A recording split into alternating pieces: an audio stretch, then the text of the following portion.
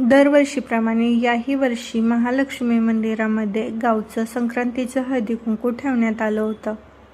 श्री स्वामी समर्थ. मी सुवर्णाज mini ब्लॉगमध्ये तुमचं खूप खूप स्वागत करत आहे. मकर संक्रांत झाली की मग लगबग चालू होते ती हळदी कुंकाची.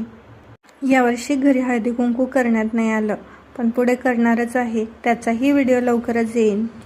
त्या अगोदर गावातल्या मंदिरामध्ये हळदी कुंकू होतं. हळदी कुंकासाठी आलो होतं.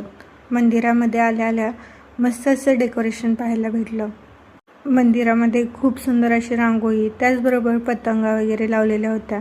हळदी कुंकाला जायचं म्हटलं की आपला ग्रुप तर हवाच. मग आलो मंदिरामध्ये.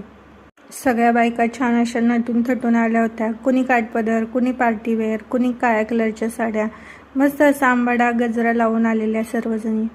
कार्यक्रम म्हटला की उखाणे आले. उखाणे झाल्यानंतर आगमन झालं माननीय सौ कांचन राहुलदादा कुल यांच्या शुभ हस्ते हळदी कुंकाचा कार्यक्रम पार पडणार होता. दरवर्षी आमच्या गावामध्ये असे कार्यक्रम आयोजित केले जातात. याचे व्हिडिओ तुम्ही तर माझ्या यूट्यूब चॅनेलवरती पाहिलेच असतील. आज हळदी कुंकासोबत 22 जानेवारी म्हणजेच आजच्याच दिवशी राम मंदिराची प्राणप्रतिष्ठा झाली. 22 जानेवारीला श्री गणेश जयंतीही होती. कार्यक्रमाची सुरुवात दीप प्रज्वलनाने झाली. हळदी कुंकाचा कार्यक्रम आणि तिथं कांचनताई नसणार असं कधी होणारच नाही. ताईंनी थोडंसं मार्गदर्शन केलं. त्यानंतर हळदी कुंकाचा कार्यक्रम सुरू झाला. वाहनही वाटप झाली. त्यानंतर मंदिरामध्ये मस्त अशी पावभाजीची बेत ठेवलेला होता. पावभाजीचा आस्वाद घेतला. त्यानंतर मंदिरातलं थोडंसं डेकोरेशन पाहून घेतलं. सुंदर अशी हळदी कुंकाची रांगोळी काढली होती.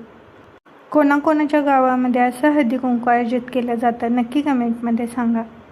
त्यानंतर कार्यक्रमाच्या उत्सव मूर्तीबरोबर काही फोटो क्लिक केले. मंदिरात आलो आणि देवीचं दर्शन नाही घेतलं असं कधी होणारच नाही. मग देवीचं दर्शन घेतलं. बाहेर जी सजावट केली त्याच्यासोबतही थोडेसे फोटो क्लिक केले. संध्याकाळी परत एका जणाच्या इथे आमंत्रण होतं हळदी कुंकाचं. तिथे गेलो सगळ्याजणी. तिथेही खूप सुंदर असं डेकोरेशन केलेलं होतं.